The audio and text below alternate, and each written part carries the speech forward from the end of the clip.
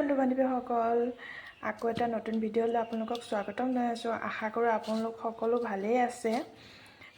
আজি মই ব্ৰেকফাষ্টত বনাবলৈ গৈ আছোঁ বিট আৰু গাজৰে পিহনাত মাৰি মই আটাখিনি মাৰি লৈছোঁ। এয়া মই এতিয়া পুৰি বনাম। বনাই দেখিছেনে? মই এতিয়া পুৰিটোৱে বনাই আছোঁ, পুৰি আছোঁ।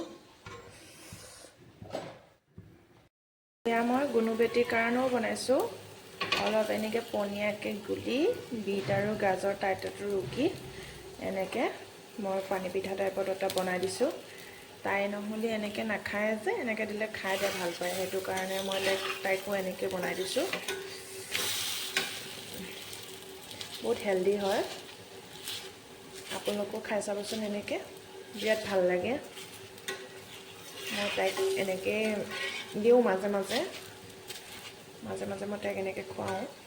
আমি মানে ৰুটি আৰু পুৰি খালে মানে তাইও খাবলৈ ইচ্ছা কৰে যে, তাইক মই এই ঘিতে বনাই দিছোঁ। ৰিফাইনটো ইমান ভাল নহয় যে তাইৰ কাৰণে, সেইটো কাৰণে মই তাইক ঘি অলপ দি পেলাই বনাই দিছোঁ। আৰু তাই বিশেষকৈ চৰ্দি লাগি আছে, তাই জলপান খাবলৈ মন কৰা নাই, সেইটো কাৰণে মই তাইক এনেকৈ বনাই দিছোঁ।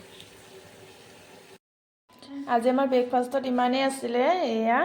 এয়া গুণুবেটি পিঠাটো। এয়া এতিয়া মোৰ ব্ৰেকফাষ্ট ৰেডি হৈ গ'ল। বিট আৰু গাজৰ দিয়া পুৰি, মিক্স ভেজ অকণ আৰু লাল চাহ একাপ। বাছ আজি ইমানেই আছিলে ব্ৰেকফাষ্টত।